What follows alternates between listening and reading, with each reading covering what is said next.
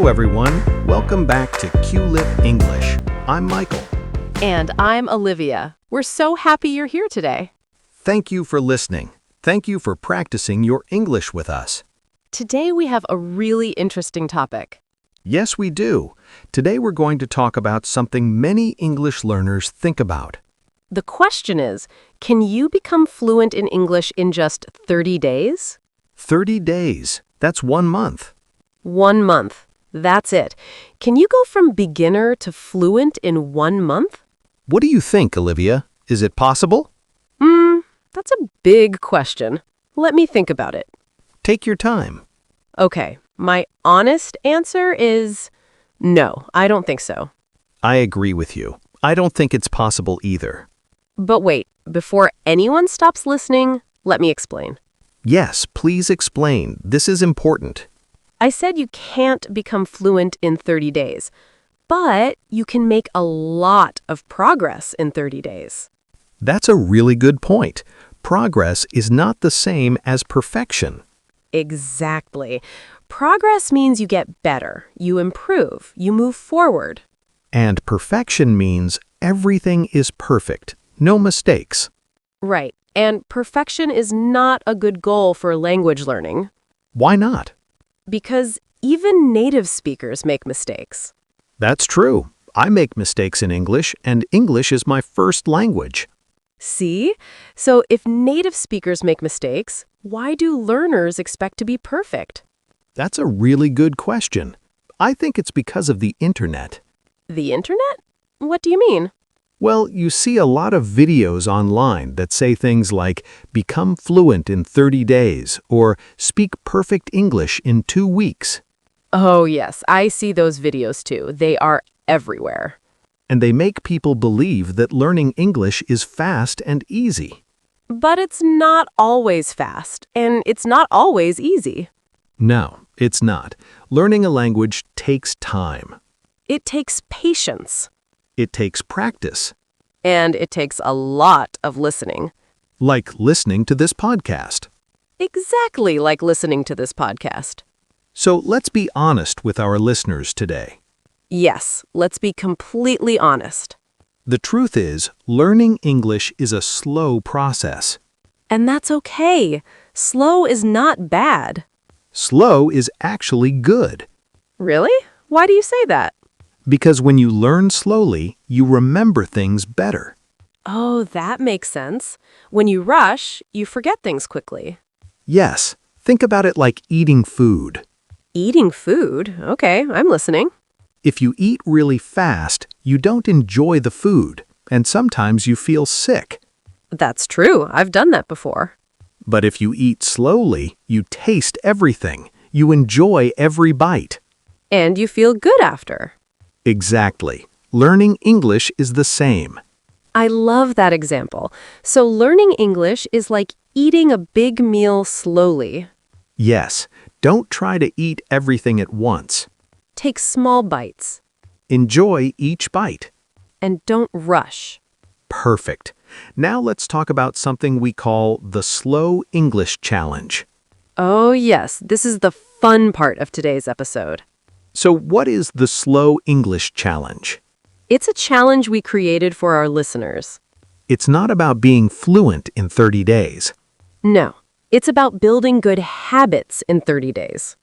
Good English habits. Small things you do every day to improve your English. And the key word is every day. Yes, every single day. Not just Monday, not just weekends, every day. Even if it's only for 10 minutes. 10 minutes a day is enough to start. Really? Only 10 minutes? Yes, 10 minutes of focused practice is better than 2 hours of unfocused study. What do you mean by focused practice? Focused means you pay attention, you concentrate, you are not looking at your phone, you are not watching TV at the same time. So it means you give your full attention to English for those 10 minutes. Exactly. Full attention, no distractions. Okay, so let's explain the challenge step by step. Great idea. Let's break it down. Week 1, the first week, days 1 to 7. In the first week, the goal is simple. Just listen. Just listen? Yes, just listen to English every day for at least 10 minutes. What should people listen to? They can listen to this podcast. Good choice. They can also listen to simple English songs or watch short videos in English. The important thing is to choose something easy, something you can understand. Yes, don't listen to something too difficult. If you understand nothing, it's too hard. You should understand at least 50%, maybe 60 or 70%. That's the sweet spot. You understand most of it, but there are some new words. And those new words, you learn them naturally, just by listening. Exactly. You don't need to memorize a long list of words. Just listen, and your brain will do the work. Your brain is very smart. It picks up patterns. It picks up new words, It picks up pronunciation. all from listening. All from listening. So week 1 is the listening week. I like that. Simple and clear. Now, what about week 2? Week 2, days 8 to 14. This week we add something new. What do we add? We add speaking. Oh, speaking. That's the scary part for many people. I know, many learners are afraid to speak Why are they afraid? because they're afraid of making mistakes. But we already said that everyone makes mistakes. Yes, we did, but knowing that and feeling that are two different things. That's very true. So how can people start speaking if they're afraid? Start alone. Alone? Talk to yourself? Yes, talk to yourself. It sounds funny, but it works. What should you say? Simple things. Describe your day. Say what you see. Say what you're doing. Like, I'm making breakfast. I'm eating eggs. The eggs are good. Yes, exactly like that. Simple sentences about your life. Nobody is listening. Nobody will judge you. It's just you and your voice. And this really helps? It really helps. It builds your confidence. Confidence. That's such an important word. It is. Confidence means you believe in yourself. You feel strong enough to try. And speaking alone builds that confidence. Yes, because you practice without pressure. No pressure. No stress. Just practice. And then, when you're ready, you can speak with other people. But for week 2, speaking alone is enough. More than enough. It's a great start. Okay, week 3. Days 15 to 21. What happens in week 3? In week 3, we add reading. Reading. Okay. What kind of reading? Simple reading. Very simple. Like children's books? Children's books are great. Short stories are great. Simple news articles are great too. What about reading in English on social media? That can work too. If you follow English accounts, you can read their posts. Short posts. Easy to read. Yes, and here's a tip. When you read, read out loud. Out loud? So you can hear yourself? Yes, reading out loud helps with two things. It helps with reading and speaking at the same time. That's very smart. 2 skills in one activity. Exactly. And it also helps with pronunciation. Because you hear the words as you say them. Right. And if a word sounds wrong, you can check it. How can you check pronunciation? You can use Google Translate. Type the word and press the speaker button.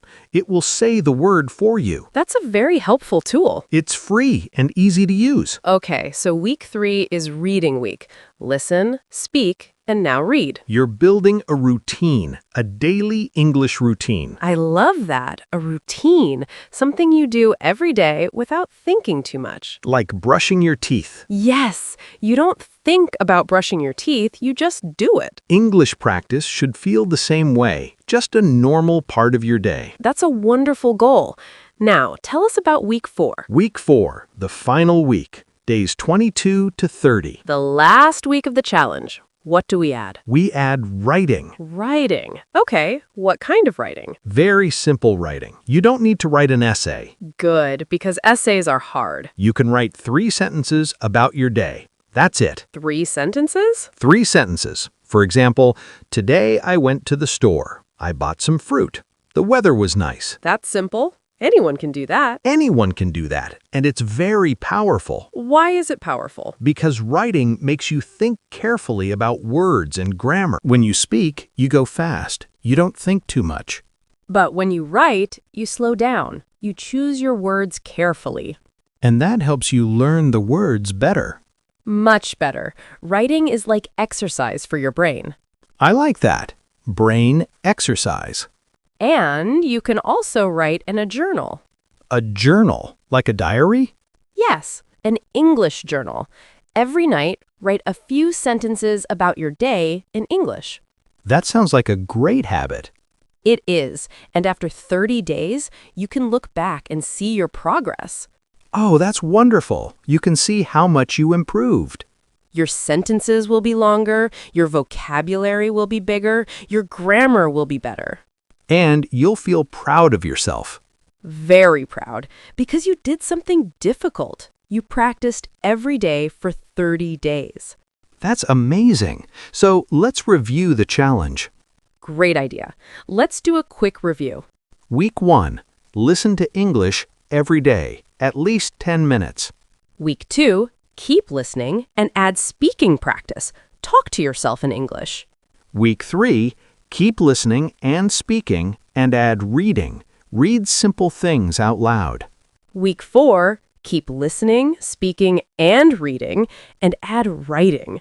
Write 3 sentences a day. So by the end of 30 days, you have a complete English routine. Listening, speaking, reading, and writing. All 4 skills. Every single day. And it doesn't take hours. It can take 20 or 30 minutes a day. That's less than one TV episode. Exactly. Everyone has 20 minutes. Now, I want to ask you something important, Olivia. Sure, go ahead. After 30 days of this challenge, will someone be fluent? Honestly, no. Probably not fluent. And that's okay? That's completely okay, because fluency is not the goal of this challenge. Then what is the goal? The goal is to build habits, strong daily habits. Habits that will help you for months and years. Exactly. The 30 days is just the beginning.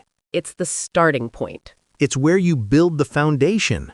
Like building a house, you need a strong foundation first. Yes, you can't build the roof before the walls. And you can't build the walls before the foundation. The Slow English Challenge is your foundation. I love that. Now, let's talk about some tips for success. Yes, let's give our listeners some extra tips. Tip number 1, set a specific time every day. This is so important. Don't just say, I'll practice English today. Say, I'll practice English at 7 in the morning. Or I'll practice English after lunch. Pick a time and stick to it. When you have a specific time, it's easier to remember. And it's harder to skip. Great tip. Tip number 2. Tip number 2, don't compare yourself to other people. Oh, this is a big one. Everyone learns at a different speed. Some people learn fast, some people learn slow. And both are okay. Both are perfectly okay. Your journey is your journey. Don't look at someone else and feel bad about yourself. Just focus on your own progress. Are you better today than yesterday? If the answer is yes, you're doing great. Even if the improvement is tiny, tiny progress is still progress. Tip number 3. Celebrate small wins. What do you mean by small wins? Small wins are small successes, little moments of progress. Can you give us an example? Sure. Maybe today you understood a sentence in an English song. That's a small win. Or maybe you said a new word correctly for the first time. That's a small win too. Or maybe you watched a video in English and you understood most of it. That's a wonderful small win. Celebrate it. How should people celebrate? Just smile. Feel proud. Tell yourself, good job. That's enough. It sounds simple, but it really helps with motivation. It does, because learning a language is hard, and you need to remind yourself that you're doing a good job. Absolutely. Tip number 4. Be kind to yourself. What does that mean exactly? It means don't be too hard on yourself. Don't criticize yourself too much. If you make a mistake, don't say, I'm so stupid. Never say that. You are not stupid.